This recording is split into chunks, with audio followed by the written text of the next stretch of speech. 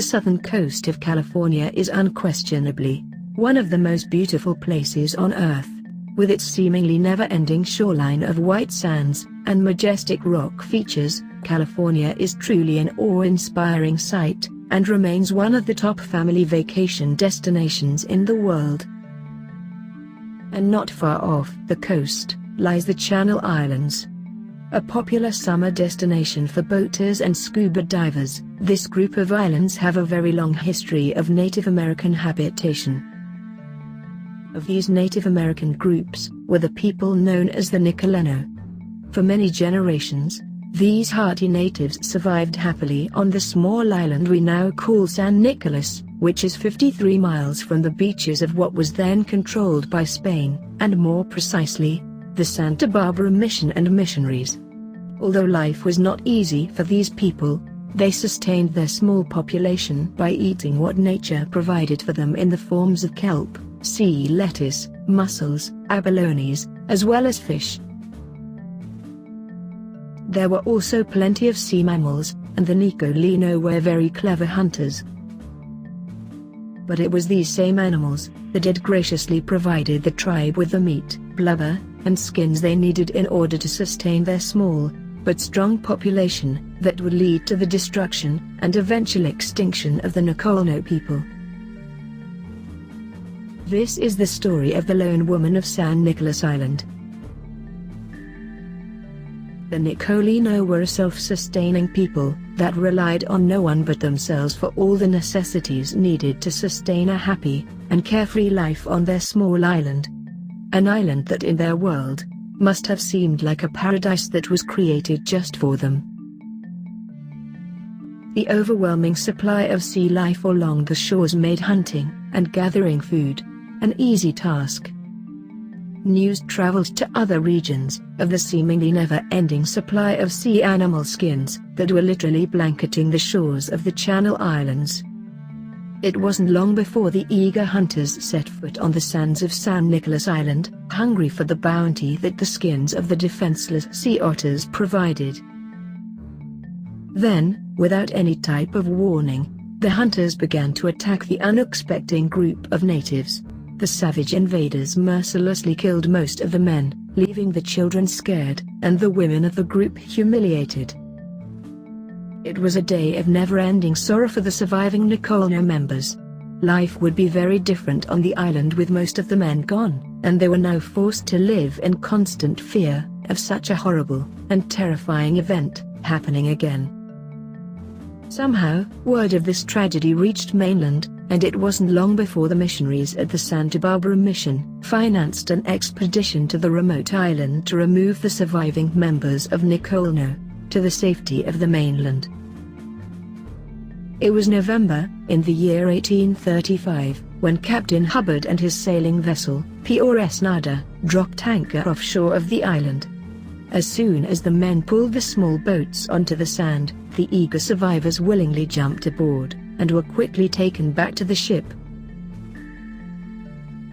While the small boats were making their way back and forth, delivering the eager passengers to the awaiting hands of their rescuers, a fierce storm quickly arose, and the crew was ordered to move as quickly as possible to get the remaining people off the island. It is uncertain, but it is believed that while the craft was setting off, one of the women of the group began screaming for her child. Believing that the young member was left behind on the island, and controlled by her motherly instinct, she wasted no time hurling herself overboard into the turbulent breakers. She was last seen struggling to swim over the large waves. It was determined that it was very unlikely that the desperate mother could have survived the swim back to shore through the crashing surf. The P.R.S. Nada, and its precious cargo of what was to become the last of the Nicoleno tribe, made it safely back to the mainland, and to the Santa Barbara Mission. As the years went by, people would mention the woman who so bravely threw herself into a merciless sea, trying to save her abandoned child. There were many theories as to what may have become of her, but the locals liked to believe that somehow she made it safely back to the beach on that cold and wet night so long ago. Then, in 1853, 18 years after the bloody massacre of the Nicolas members, reports made by the crewmen of passing sea merchant vessels mentioned a person, or lone woman, standing on top of a hill, on the now deserted San Nicolas Island.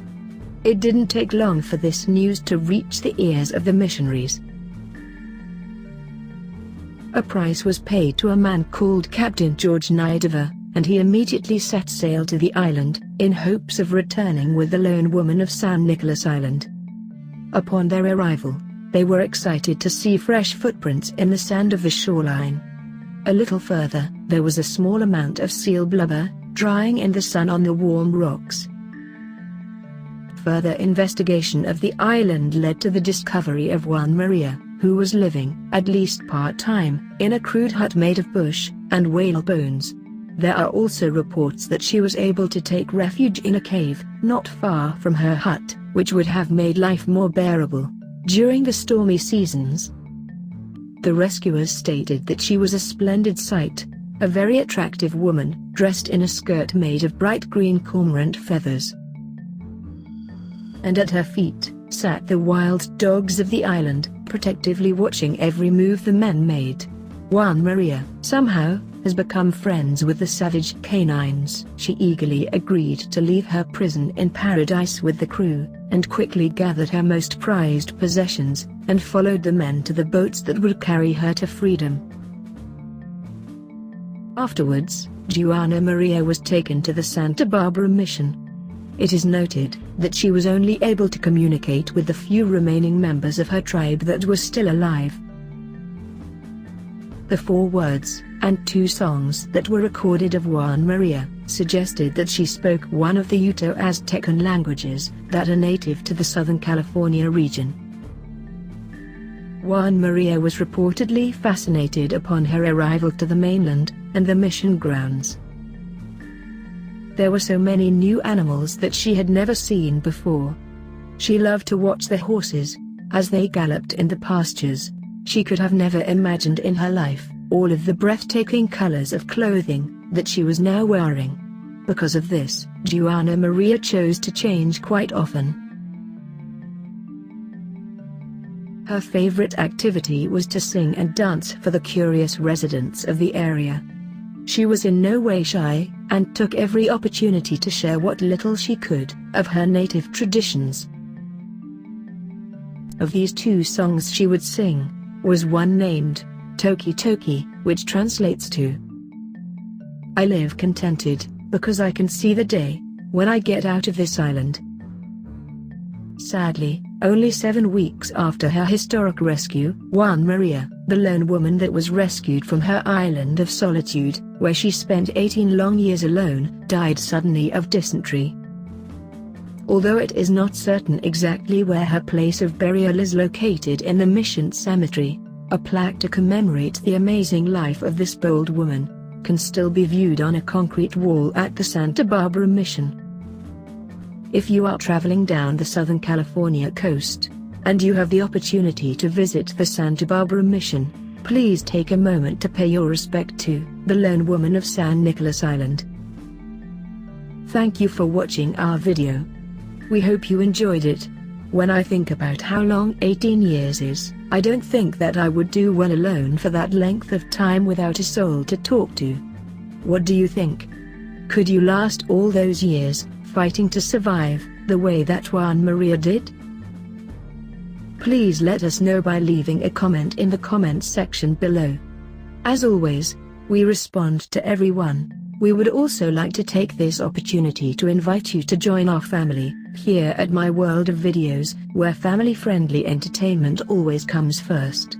Just hit the subscribe icon in the upper left of the screen, or click that button below.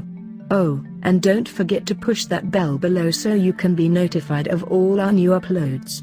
Again, thanks for stopping by. See you all again soon.